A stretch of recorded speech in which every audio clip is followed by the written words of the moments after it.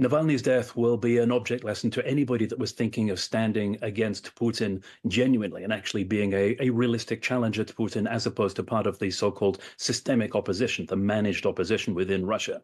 There will be lessons to learn from that, and of course it will have a chilling effect on any kind of political opposition to the central authorities.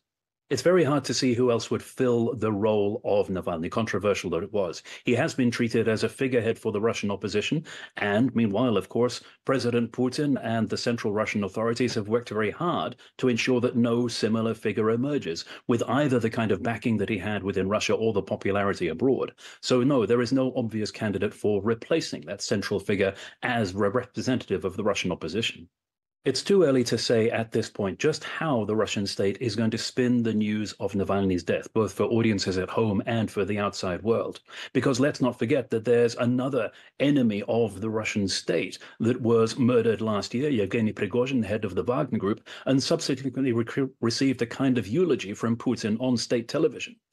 Now, it's entirely possible that Russia will completely ignore the death of Navalny because it cares so little for its reputation, but let's not be surprised if there is some other treatment that we see in the next few days.